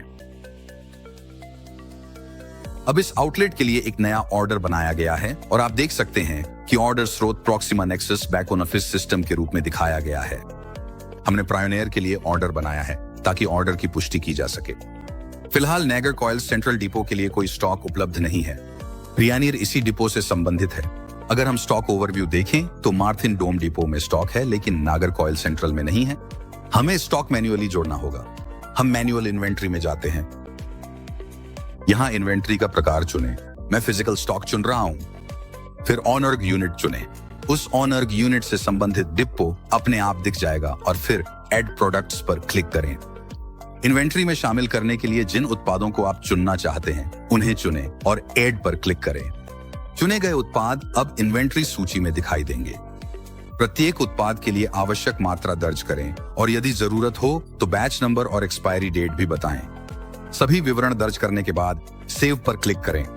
मैन्युअल इन्वेंट्री प्रक्रिया अब पूरी हो गई है और उत्पाद सफलतापूर्वक नागरकोइल सेंट्रल डिपो में जोड़ दिए गए हैं। अब ये उत्पाद दोनों मार्थिंडम और नागरकोइल डिपो में उपलब्ध हैं।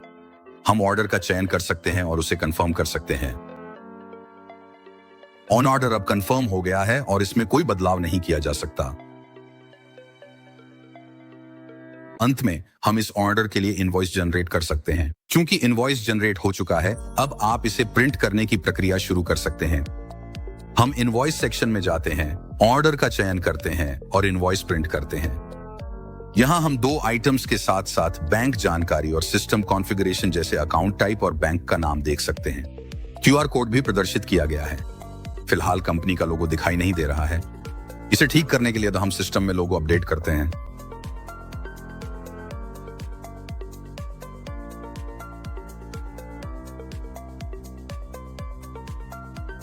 अपडेट करने के बाद हम इनवॉइस को फिर से प्रिंट करते हैं और अब लोगो इनवॉइस पर आपकी कंपनी का प्रतिनिधित्व करते हुए दिखाई देता है। अगला चरण है ट्रक लोडिंग।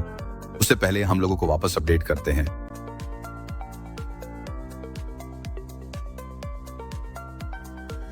ट्रक लोडिंग के लिए लॉजिस्टिक्स यूनिट, डिस्ट्रीब्यूटर और ट्रक नंबर का चयन करें। आवश्यक कोई भी टिप्पणी जोड़ें। अब हम लोड करने के लिए उत्पादों का चयन करते हैं। केवल वे आइटम्स जो स्टॉक में उपलब्ध हैं जोड़े जाते हैं। फिर हम डिपो में उपलब्धता के अनुसार प्रत्येक उत्पाद की मात्रा दर्ज करते हैं। एक बार मात्रा सेट हो जाने के बाद आइटम्स ट्रक में जोड़ दिए जाते हैं।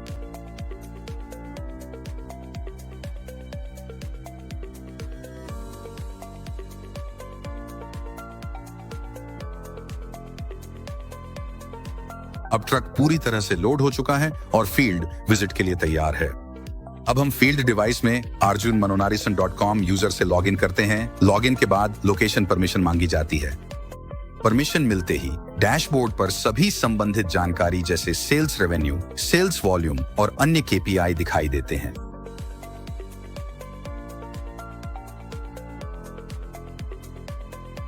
काम शुरू करने से पहले हम यूजर के लिए टारगेट सेट करते हैं।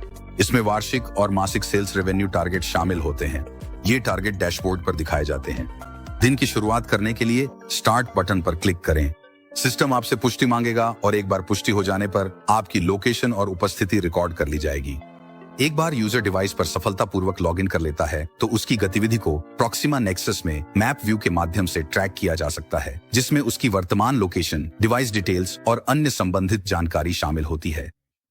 अगला कदम है दिन के लिए गतिविधि प्रकार चुनना, यानी ऑन राउट या ऑफ राउट। ऑन राउट में फील्ड विजिट्स और कस्टमर इंटरेक्शन शामिल है। ऑफ राउट में ऑफिस मीटिंग्स, ट्रेनिंग सेशंस या अन्य गैर फील्ड गतिविधियां शामिल हैं। यहाँ मैं ऑफिस गतिविधि दिखाने के लिए ऑफ रूट एक्टिविटी चुन रहा हूँ। इस दौरान आप मीटिंग का शीर्षक और विवरण जोड़कर नोट्स ले सकते हैं। एक बार गतिविधि पूरी हो जाने के बाद स्टॉप पर क्लिक करें और फिर वापस आकर ऑन रोड गतिविधि जारी रखें। राउट गतिविधि के लिए यूजर असाइन किए गए रूट्स देख सकता है। इस मामले में वाहन 3 के लिए केवल एक ही रूट उपलब्ध है। रूट का नाम आवश्यकता होने पर अपडेट किया जा सकता है। इसके बाद यूजर गतिविधि का प्रकार चुनता है, जैसे वैन सेल्स या पीएस सेल्स, और शुरुआती ओडोमीटर दर्ज करता है। रीडिंग हेल्पर जानकारी वैकल्पिक है। एक बार शुरू करने के बाद यूजर ट्रक में मार्थेंडम डिपो से लोड किए गए सभी आइटम देख सकता है। रूट शुरू होते ही उस रूट से जुड़े सभी कस्टमर्स के नाम और प्रत्येक कस्टमर का पूरा विवरण दिखने लगता है। कस्टमर विजिट की स्थिति और अन्य जानकारी रियल टाइम में दिखाई देती है।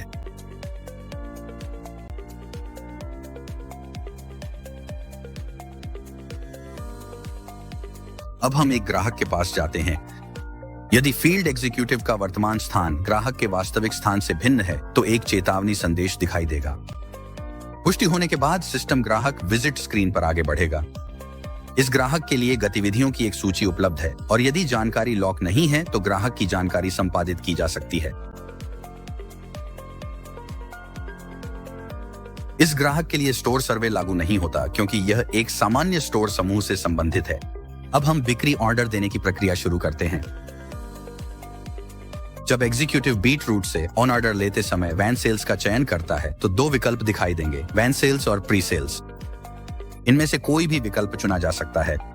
इस डेमो में मैं वैन सेल्स का चयन कर रहा हूं। चयन करने के बाद उपलब्ध उत्पादों की सूची प्रदर्शित होगी। ये उत्पाद प्रोडक्ट ग्रुप और अकाउंट ग्रुप की कॉन्फ़िगरेशन पर आधारित है। उत्पाद सूची में 3 प्रकार के संकेतक दिखाए जाते हैं। लाल रंग अनिवार्य उत्पादों को दर्शाता है, नीला रंग फोकस SKU को दर्शाता है, ग्रे रंग सामान्य उत्पादों को दर्शाता है। यदि चयनित ग्राहक के लिए किसी उत्पाद से कोई स्कीम जुड़ी हुई है तो एक प्राइस टैग आइकन दिखाई देगा। साथ ही स्कीम का विवरण भी दिखेगा, जैसा कि Proxima nexus scheme configuration module में कॉन्फ़िगर किया गया है।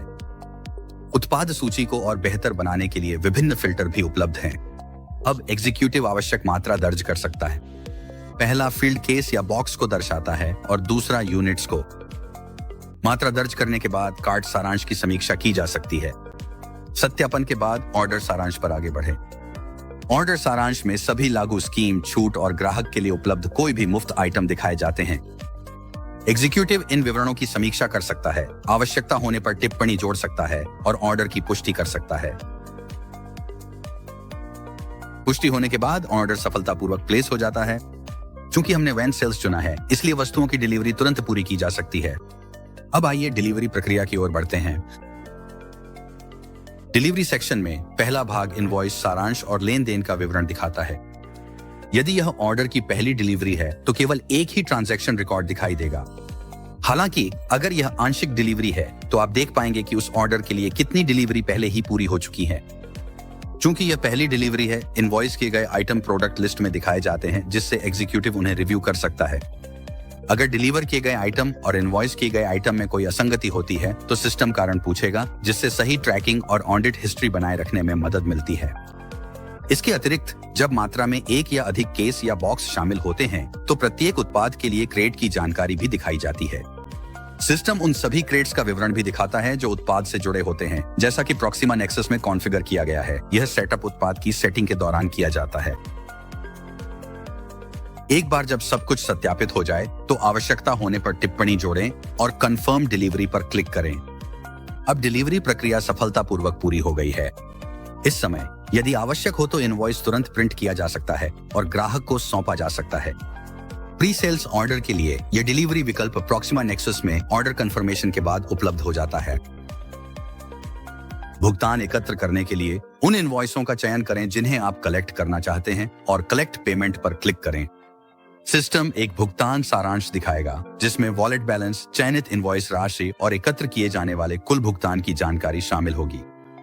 यदि उपलब्ध हो तो भुगतान सीधे वॉलेट बैलेंस से एकत्र किया जा सकता है।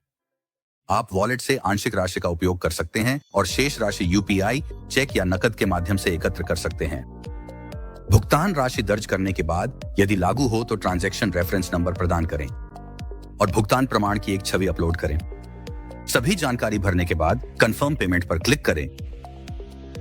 इसके बाद सिस्टम चयनित इनवॉइसों को भुगतान किया हुआ चिन्हित कर देगा।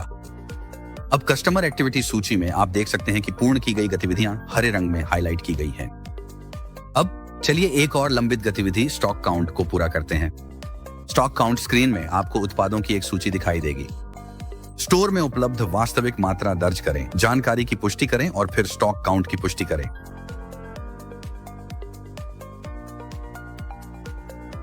अब चलिए एक सैंपल ऑर्डर बनाते हैं। सैंपल ऑर्डर मेनू पर क्लिक करें और आपको प्रॉक्सिमा नेक्सस में सैंपल प्रोडक्ट ग्रुप के तहत कॉन्फ़िगर किए गए उत्पादों की सूची दिखाई देगी। प्रत्येक उत्पाद के लिए आवश्यक मात्रा दर्ज करें और फिर सैंपल ऑन ऑर्डर लेने का कारण चुनें। उपलब्ध कारणों की सूची ड्रॉप डाउन में दिखाई देगी। ये प्रॉक्सिमा नेक्सस लुकअप सूची में कॉन्फ़िगर किए गए हैं। एक बार उपयुक्त कारण चुन लेने के बाद यदि आवश्यक हो तो कार्ट सारांश की समीक्षा करें और फिर ऑर्डर देने की प्रक्रिया आगे बढ़ाएं। ऑन ऑर्डर सारांश में विवरण की पुष्टि करें और यदि आवश्यक हो तो डिलीवरी नोट, डिस्पैचर नोट या टिप्पणी दर्ज करें। ये फील्ड वैकल्पिक हैं। अंत में कंफर्म ऑर्डर पर क्लिक करें। अब सैंपल ऑन ऑर्डर सफलतापूर्वक दे दिया गया है। अब चलिए क्रेट कलेक्शन प्रक्रिया पूरी करते हैं। कस्टमर एक्टिविटी हब से क्रेट कलेक्शन मेनू चुनें। सिस्टम उन लंबित आइटम्स की सूची दिखाएगा जिन्हें इकट्ठा करना है। चूंकि हमने पहले ही एक ऑर्डर डिलीवर कर दिया है तो अब उस ऑर्डर के लिए क्रेट्स इकट्ठा करने की प्रक्रिया आगे बढ़ाते हैं। कलेक्ट बटन पर क्लिक करने के बाद आपको इस ऑर्डर के लिए क्रेट कलेक्शन ट्रांजैक्शंस का सारांश दिखाई देगा। चूंकि ये पहली कलेक्शन है इसलिए केवल एक ही ट्रांजैक्शन दिखाया गया है। अगर कोई आंशिक कलेक्शन हुई होती तो सिस्टम पूरी हुई ट्रांजैक्शंस और शेष बचे क्रेट्स दोनों को दिखाता। कलेक्शन डिटेल्स सेक्शन में आपको ऑन ऑर्डर से संबंधित क्रेट्स की संख्या मिलेगी। अच्छे क्रेट्स, क्षतिग्रस्त क्रेट्स और गायब क्रेट्स की मात्रा दर्ज करें। अगर क्रेट्स की मात्रा में कोई असंगति होती है तो सिस्टम आपको एक कारण चुनने के लिए कहेगा जो ऑडिट और ट्रैकिंग के लिए उपयोगी है। सभी मात्रा दर्ज करने के बाद कलेक्ट क्रेट पर क्लिक करें। कलेक्शन डिटेल्स का सारांश प्रदर्शित किया जाएगा। अगर ग्राहक पर कोई पेनल्टी लागू होती है जैसे कि क्षतिग्रस्त या गायब क्रेट्स के कारण तो आप यहां राशि दर्ज कर सकते हैं। पेनल्टी की राशि अपने आप ग्राहक के वॉलेट बैलेंस से काट ली जाएगी। सारी जानकारी की पुष्टि करने के बाद कंफर्म कलेक्शन पर क्लिक करें। अब क्रेट कलेक्शन प्रक्रिया सफलतापूर्वक पूरी हो गई है। इसके साथ ही हमने इस ग्राहक के लिए अधिकांश गतिविधियां पूरी कर ली हैं। आइए कॉल समाप्त करें और अगले ग्राहक के दौरे के लिए आगे बढ़ें। प्रत्येक कॉल की शुरुआत और समाप्ति का समय, साथ ही स्थान सिस्टम द्वारा स्वचालित रूप से मॉनिटरिंग और रिपोर्टिंग के लिए ट्रैक किया जाएगा। अब हम अगले ग्राहक के पास जाते हैं। सबसे पहले हम जांचते हैं कि किन ग्राहकों को स्टोर सर्वे असाइन किया गया है। इस उपयोगकर्ता के रूट के लिए ग्राहक 5,03,844 पात्र हैं। स्टोर सर्वे खोलने पर हमें कॉन्फ़िगर किया गया सर्वे डेटा दिखाई देता है।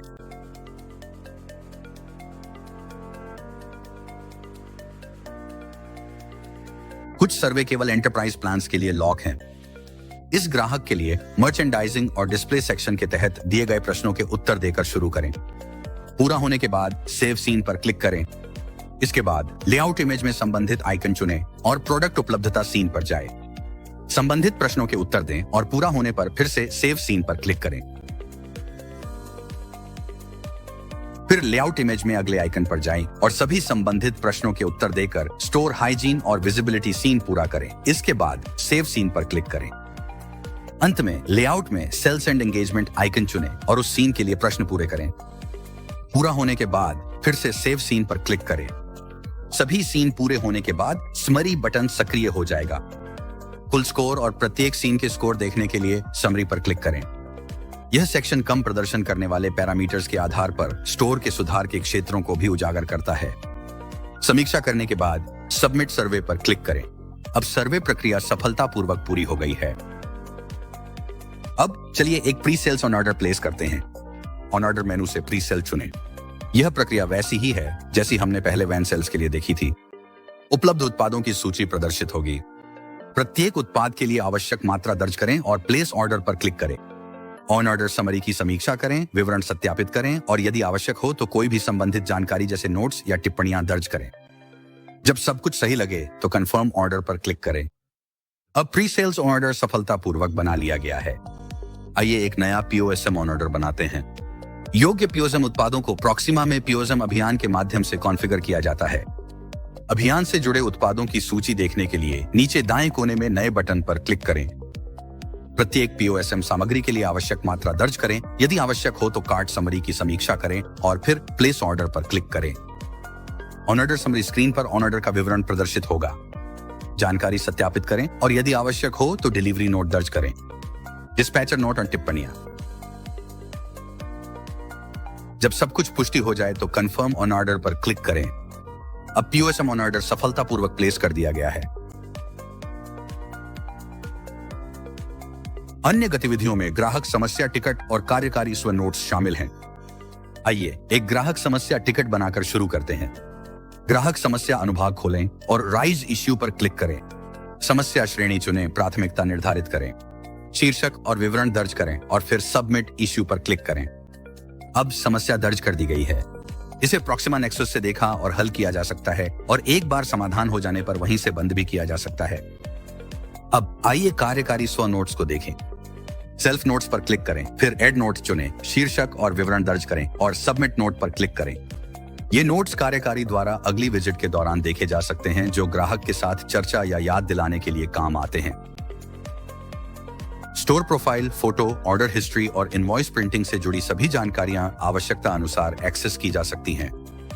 सभी गतिविधियां पूरी होने के बाद इस ग्राहक के लिए विजिट बंद कर दी जाती है। अब आइए किसी अन्य ग्राहक के पास जाए। ज्यादातर गतिविधियां हम पहले की डेमो में कवर कर चुके हैं, इसलिए इस बार हम नो विजिट रीजन फ्लो को दिखाएंगे।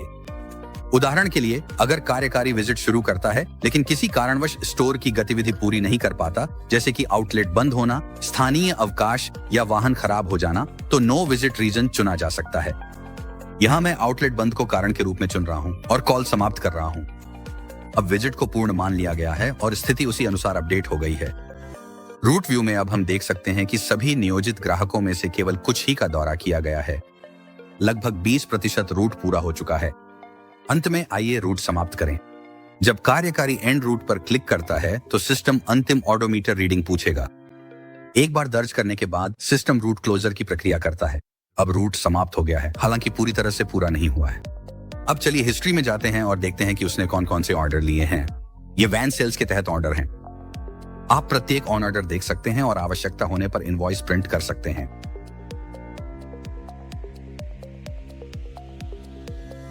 अब अगला कदम है पीओएस मटेरियल अप्रूवल की प्रक्रिया करना। पहली मंजूरी जॉन रॉय से लंबित है, इसलिए हम उनके रूप में लॉग इन करेंगे। उससे पहले चलिए रिपोर्ट यूजर रोल के लिए मॉड्यूल परमिशन एक्सेस असाइन करते हैं।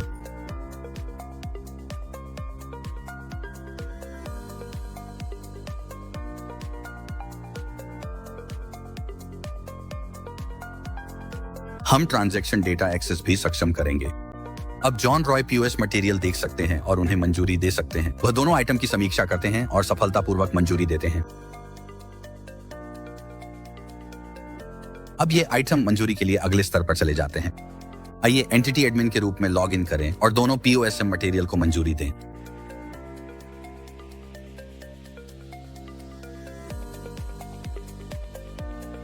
अब अगला कदम है पीओएसएम इंस्टॉलेशन की ओर बढ़ना।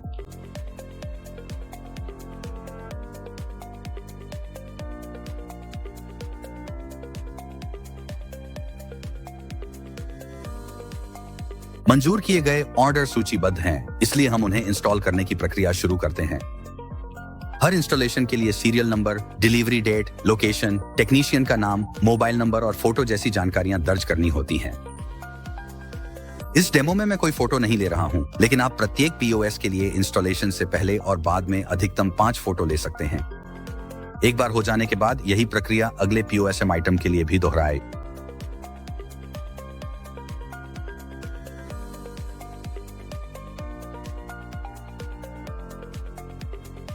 हम दोनों आइटम्स की इंस्टॉलेशन पूरी करते हैं और सभी जरूरी डेटा दर्ज करते हैं। इंस्टॉल हो जाने के बाद उनकी स्थिति इंस्टॉल्ड में बदल जाती है। अब आप इंस्टॉलेशन की डिटेल्स देख सकते हैं और हर आइटम को ट्रैक कर सकते हैं। अब आइए POSM ट्रैकिंग प्रक्रिया शुरू करते हैं। POSM ट्रैक मेन्यू से आप चयनित ग्राहक से जुड़े सभी इंस्टॉल किए गए POSM आइटम्स देख सकते हैं। POSM की स्थिति अपडेट करने के लिए टूल आइकन पर क्लिक करें। ये बताएं कि आइटम सही से काम कर रहा है या नहीं, या अगर कोई समस्या है तो उसे भी बताएं। सीरियल नंबर ट्रैक करने के लिए QR कोड आइकन पर क्लिक करें ताकि बारकोड या QR कोड स्कैनर खुल जाए। अगर स्कैनिंग में कोई समस्या आती है तो आप सीरियल नंबर मैन्युअली भी दर्ज कर सकते हैं। अपडेट पूरा होने के बाद सिस्टम उस आइटम को ट्रैक्ड के रूप में चिन्हित कर देगा। यह प्रक्रिया सभी POSM सामग्री के लिए दोहराए। सभी आइटम्स पूरा करने के बाद POSM ट्रैकिंग प्रक्रिया सफलतापूर्वक समाप्त हो जाती है। अगर किसी POSM सामग्री को लेकर कोई शिकायत है तो POSM शिकायत मेनू पर क्लिक करें। संबंधित जानकारी भरें, कोई भी सहायक छवियाओं प्रमाण के रूप में संलग्न करें और शिकायत सबमिट करें। इसके बाद समस्या को प्रॉक्सिमा नेक्सस में समीक्षा कर हल किया जा सकता है और समाधान होने के बाद इसे बंद किया जा सकता है।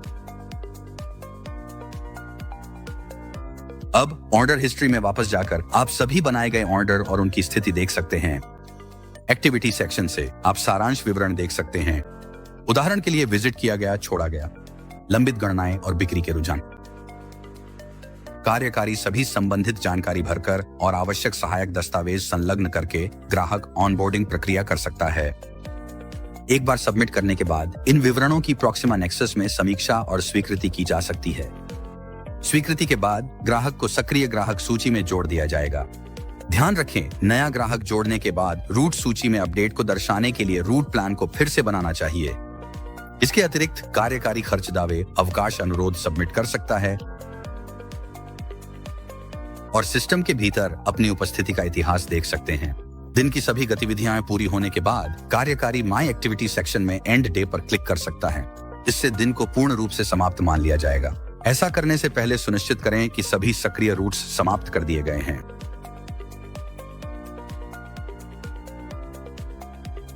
हमने अधिकांश कार्य पूरे कर लिए हैं, तो अब चलिए बैकएंड डेटा की समीक्षा करते हैं।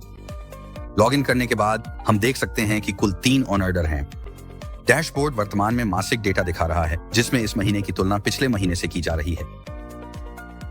हम कुल एकत्रित भुगतान और ऑर्डर्स के साथ साथ खुले इनवॉइसेस का विवरण भी देख सकते हैं। अब हम अर्जुन मेनन और प्रिया नायर के प्रदर्शन का विवरण भी देख सकते हैं। अर्जुन मेनन फिलहाल शीर्ष पर हैं, जिनके डेटा में नियोजित विजिट्स, पूरी की गई विजिट्स और कुल पूर्णता प्रतिशत दिखाया गया है। हम बीट कवरेज, सबसे अधिक बिकने वाले उत्पाद, उपलब्धियां, बकाया भुगतान और लंबित ऑर्डर कंफर्मेशन भी देख सकते हैं। 2 ऑन ऑर्डर अभी भी अनुमोदन की प्रतीक्षा में हैं। इनवॉइस का विवरण भी उपलब्ध है, जिसमें दिखाया गया है कि कौन कौन से भुगतान हो चुके हैं। इसके बाद ऑन ऑर्डर स्टेटस में 2 नए ऑन ऑर्डर दिख रहे हैं। 2 इनवॉइस संपादित किए गए हैं और एक स्टॉक काउंट पूरा किया गया है। मार्ट और डैम डिपो में वास्तविक बनाम लक्ष्य प्रदर्शन दिखाया गया है, जहां वास्तविक मूल्य 978 है, जो निर्धारित लक्ष्य के मुकाबले है। अब आइए फील्ड यूजर प्रदर्शन अनुभाग को देखें। यहाँ हम मासिक और दैनिक दोनों आधारों पर डेटा देख सकते हैं। वर्तमान में रिपोर्ट में वास्तविक यात्रा की गई दूरी दिखाई जा रही है, जो इस मामले में 0 है। साथ ही संग्रह दक्षता और अन्य संबंधित प्रदर्शन डेटा जैसे मापदंड भी दिखाए गए हैं। चूंकि यह उपयोगकर्ता फील्ड में नहीं गया है, इसलिए कोई मूवमेंट दर्ज नहीं हुई है। हालांकि हम अभी भी बिक्री राजस्व जैसे संकेतक देख सकते हैं, जो लक्ष्य से 99% कम है। साथ ही वॉल्यूम, खर्चों और प्लानोग्राम शिकायतों का विवरण भी उपलब्ध है। फील्ड विजिट रिपोर्ट पर आते हैं तो हम देख सकते हैं कि अर्जुन मेनन ने एक विशेष मार्ग का अनुसरण किया, जिसमें 20% विजिट पूरी हुई। कोई भी विजिट समय पर नहीं हुई, 6 विजिट देर से हुई। और रिपोर्ट में औसत विजिट अवधि, कुल यात्रा समय, निष्क्रिय समय, ऑडोमीटर रीडिंग्स, वाहन नंबर, ऑर्डर मूल्य और एकत्रित राशि जैसी जानकारियां भी शामिल हैं। एक मानचित्र दृश्य में भी सभी विजिट की गई जगहें दिखाई देती हैं। चूंकि सभी गतिविधियां एक ही क्षेत्र के आसपास हुई, इसलिए वे एक दूसरे के पास दिखाई देती हैं। गतिविधि सारांश के अंतर्गत हम देख सकते हैं कि कितने ऑर्डर लिए गए, सैंपल ऑर्डर, कार्ट की गिनती और कितने क्रेट्स एकत्र किए गए। उदाहरण के लिए कुछ को आउटलेट बंद के रूप में चिन्हित किया गया था, जिसमें कोई गतिविधि नहीं हुई। प्रत्येक ग्राहक प्रविष्टि में संबंधित विजिट की स्थिति भी दिखाई देती है। ग्राहक लेन देन अनुभाग में प्रत्येक ग्राहक के लिए विस्तृत जानकारी मिलती है। उदाहरण के लिए फैमिली मार्ट 5,01,439। हम पूरी हिस्ट्री देख सकते हैं। अर्जुन मेनन द्वारा की गई गतिविधियां, order placement, delivery, invoice submission और भुगतान विवरण, जिसमें एकत्रित, समायोजित और शेष राशि शामिल है। हम POSM ऑन ऑर्डर के रिकॉर्ड भी देख सकते हैं जो इंस्टॉल किए गए थे, साथ ही क्रेडिट कलेक्शन का विवरण भी। इसमें किसी भी ग्राहक समस्या या प्लानोग्राम फोटो का रिकॉर्ड नहीं है। एक अन्य ग्राहक क्विक शॉप मार्ट के लिए हम सभी संबंधित गतिविधियां देख सकते हैं। On order history, invoice submission, store survey, stock count और POSM इंस्टॉलेशन का विस्तृत विवरण प्रदान किया गया है। हम क्रेडिट कलेक्शन और उठाई गई ग्राहक समस्याओं को भी ट्रैक कर सकते हैं, जो आसान संदर्भ के लिए कस्टमर इश्यूज लॉग में दिखाई जाती हैं।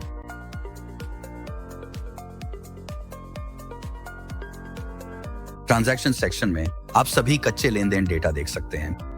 ग्राहक द्वारा उठाई गई समस्याओं की समीक्षा, समाधान और सीधे इसी दृश्य से बंद किया जा सकता है। एक बार जब कोई समस्या बंद हो जाती है तो वह अब ओपन लिस्ट में नहीं दिखती और विवरण, बंद करने की तारीख और समाधान की जानकारी संदर्भ के लिए उपलब्ध रहती है। रिपोर्ट सेक्शन में अगला, विशेष रूप से एग्जीक्यूटिव ट्रांजैक्शंस के तहत हम उपयोगकर्ता द्वारा की गई सभी गतिविधियां देख सकते हैं। विजिट समरी, ग्राहक ऑनबोर्डिंग, उठाए गए खर्चे, उनकी स्थिति और उपस्थिति विवरण के साथ, और ऑपरेशनल समरी। ऑपरेशन समरी में हमें टारगेट बनाम बिक्री, शीर्ष कार्यकारी और शीर्ष ग्राहक, बिक्री के रुझान, योगदान और कलेक्शन की जानकारी मिलती है। क्रेडिट कंट्रोल और बकाया भुगतान, विकास मीट्रिक्स, नए ग्राहक, स्टोर सर्वे, ग्राहक समस्याएं, सबसे कम बिकने वाले उत्पाद, स्टॉक की मात्रा और खर्चों का सारांश। POSM ऑन ऑर्डर के लिए हम पूरी ऑन ऑर्डर डिटेल्स और संबंधित लेन देन देख सकते हैं। कस्टमर स्टॉक के तहत प्रत्येक ग्राहक के लिए ली गई सभी स्टॉक गिनतियां सूचीबद्ध होती हैं। अन्य सेक्शन जैसे वॉलेट ट्रांजैक्शन, लीव मैनेजमेंट और इन स्टोर POSM में उनके संबंधित डेटा दिखाए जाते हैं। इसके अलावा हम ट्रांजैक्शन डेटा, स्टोर सर्वे, ग्राहक समस्याएं, नोट्स, क्रेडिट डिटेल्स और पेमेंट कलेक्शन भी देख सकते हैं। अगर कोई प्रमाण दस्तावेज या फोटो अपलोड किए गए हैं तो वे भी यहाँ दिखाई देंगे। अधिक डेटा देखने के लिए हम किसी अन्य यूजर के रूप में लॉगिन कर सकते हैं। इस व्यू से हम सक्रिय यूजर लॉगिन्स को उनके लोकेशन के साथ देख सकते हैं। फील्ड प्रदर्शन और विजिट रिपोर्ट्स पर रिपोर्ट्स,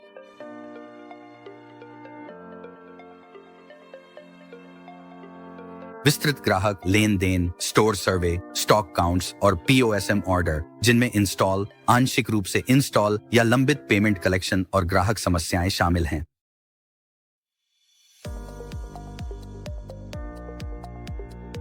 एग्जीक्यूटिव ट्रांजैक्शन और ऑपरेशंस का सारांश कई स्तरों पर देखा जा सकता है, पूरे संगठन में, डिपो स्तर पर या किसी विशेष डिपो के लिए।